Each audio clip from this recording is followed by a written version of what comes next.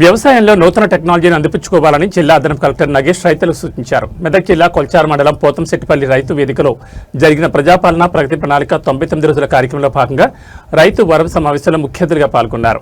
వ్యవసాయ శాఖ ఏర్పాటు చేసిన స్టాళ్లను పరిశీలించారు. ఈ సందర్భంగా జిల్లా అదనపు కలెక్టర్ నగేష్ మాట్లాడుతూ మన దేశం వ్యవసాయ ఆధారిత దేశమని, రైతులు వ్యవసాయంలో నూతన టెక్నాలజీని అందిపుచ్చుకోవాలని పిలుపునిచ్చారు.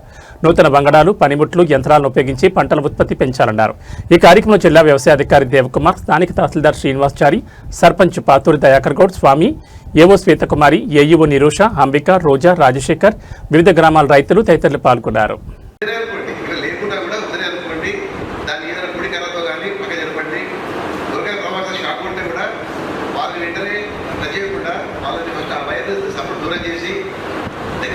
సిపిఆర్ చేసి వాళ్ళకు ఫుడ్ అటెండ్ చేసి కొంచెం ఫ్రీ చేస్తే వాళ్ళకు కూడా ప్రమాదం తగ్గే అవకాశం ఉంది. ప్లస్ మనం చాలా మంది మనం ఏం చేస్తామంటే పొలం పని చేస్తున్నప్పుడు చేతి మంచిగా ఉంటుంది, దాని స్టార్టర్ ఆఫ్ చేస్తూ ఉంటాం. మధ్యలో మనము తడి చేతితో స్టార్టర్ టచ్ చేయకండి. ప్రతి మోటార్ని స్టార్టర్ ఎర్తింగ్ తప్పకుండా చేసుకోవాలి. ఎర్తింగ్ చాలా ఇంపార్టెంట్. మనకి ఇక్కడ లీకేజ్ కరెంట్ ఉన్నా ఎంత ఉంటుంది కాబట్టి మనం సేఫ్గా ఉంటాము. అప్లై చేసుకుంటున్నా సార్, నాకు అదే వచ్చింది. కూడా నేను స్పీడర్ పెట్టుకున్నా, నాకు స్పీడర్ కూడా వచ్చింది. దాన్ని స్పీడ్ చేసిన బాగుంది సార్. ఎందుకంటే మంచిగా పని చేస్తుంది. ఇటువంటి పథకాలు ప్రభుత్వం ఇంకా తీసుకురావాలని ఆశిస్తున్నాం సార్. పొద్దున పని చేసుకొని నైట్ పని చేస్తున్నాం.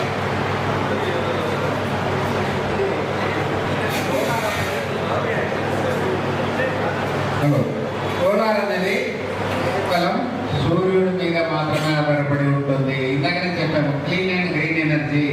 ఇది సూర్య భగవానుడు ఎంతసేపు ఉంటే అంతసేపు వరకే ఉంటుంది.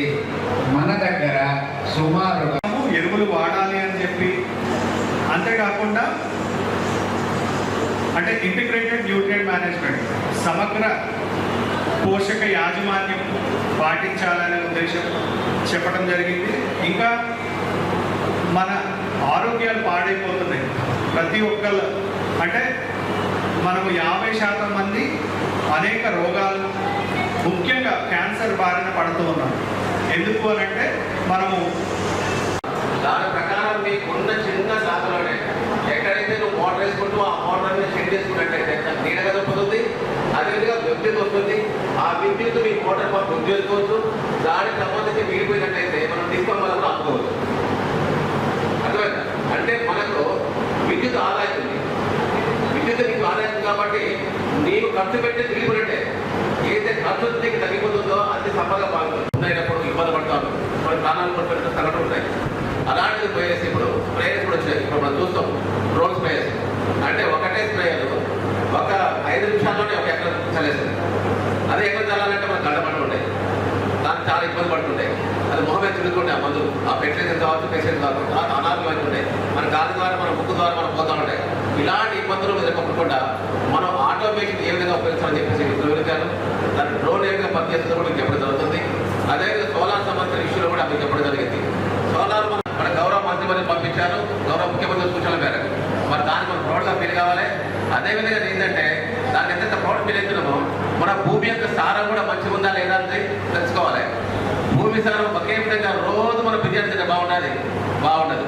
వ్యాపారం రోజు ప్రతి చేసి వస్తుంది బిర్యానీ కూడా. అదే రోజు కూడా మనం కాకాయ కూడా తినలేము. అవునా? అంటే మార్పు చేయాలి. పొద్దున తింటే మా ఫ్యాక్టరీలో చెప్తున్నాము. అవునా? అది కాకుండా మనం నిత్యం 365 days అదే ప్యాడీ పెడితే మనకు బాగుంటుందా? భూమిని మనం జాగ్రత్తగా చూసుకుంటే అది మనం చూసుకుంటుంది. భూమిని కాపాడుకుంటే మనం కాపాడుకుంటుంది. భూమిని క్షేమంగా చూసుకుంటే మనకు కాపాడుకుంటుంది. భూమిని మనం గౌరవిస్తే మనకు గౌరవం ఉంటుంది. భూమిని గౌరవించాలన్నా, క్షేమంగా చూడాలన్నా ఏం చేయాలి? మనం భూమిలో మనం ఏం చేసేది, మీరు చేసే పంట మార్పిడి రోజువారీ మన పొయ్యి మీద ఒకటే కూర వండుకుంటూ ఉంటుంది. కాబట్టి అదేవిధంగా భూమి మీద కూడా ప్రతి సంవత్సరం అదే కనీసం 3 ఏళ్ళ సార్లకి మనం క్రాప్ మారుతాం, మిక్స్ క్రాప్ పెడతాం. తద్వారా ఏంటంటే భూమిలో సార్వత పెడుతుంది. ఇట్లాంటి ఎరువులు, రసాయనిక ఎరువులు కానీ, ఈ పెస్టిసైడ్స్ కానీ వాటి గురించి జరిగింది. మనం చూసినట్లయితే మనకు భారతదేశం భాగ్యసీమ, మనకు సంపద కుదవలేదు.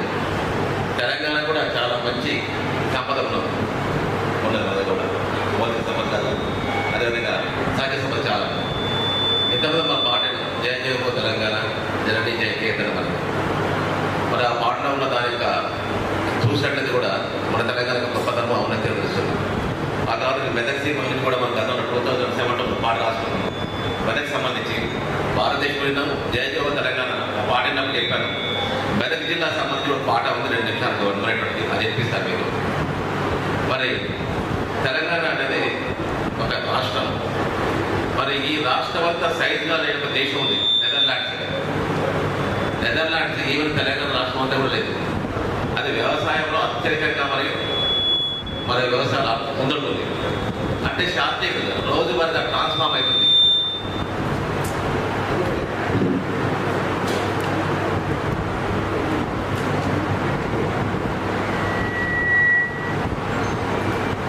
దేశం మారుతూ ఉంటుంది సార్. నిన్న ఇవాటికి మారుతుంది. నిన్న ఉన్నట్టు ఎట్టి పరిస్థితి ఉండలేదు. ఈ రోజు ఉన్నట్టు ఈ క్షణం ఉన్నట్టు కూడా మరో క్షణం ఉండదు. నిత్యము మనం మార్పుకు గురైపోతాం. నీకు తెలిసినా తెలియకుండా ఆ మార్పులో ఉన్నా లేకున్నా నీలో కూడా మార్పు దొరుకుతుంది. దొరుకుతుంది కదా. ఏం మార్పు దొరుకుతుంది?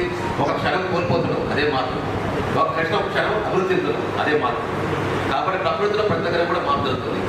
అందులో భాగంగానే మనం ట్రెడిషనల్గా అంటే పాతకాలము మన పూర్వీకులు ఉన్న వ్యవసాయం గురించి మాట్లాడుకున్నప్పుడు అప్పుడు మొదట్లో మనం ఏం చేసాము చెప్పాలి ఇంతకుముందు డిఓ గారు. వ్యవసాయానికి సంబంధించి కొయ్య నాగలు, కర్ర నాగలు అనుకుంటారు. బట్ ఇక్కడ మీ దగ్గర ఒక సోలార్ ప్లాంట్ పెట్టడం జరిగింది. దీని వెనకాల ఒక చిన్న ఇది చెప్తాను.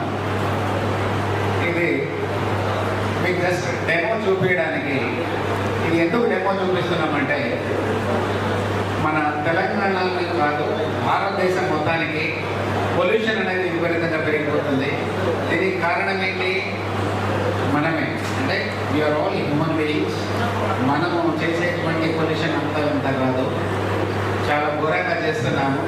సో సోలార్ అనేది ఏంటంటే క్లీన్ అండ్ గ్రీన్ ఎనర్జీ. ఇది పర్యావరణానికి ఎంతో ఉపయోగకరమైనది. పొల్యూషన్ అనేది చాలా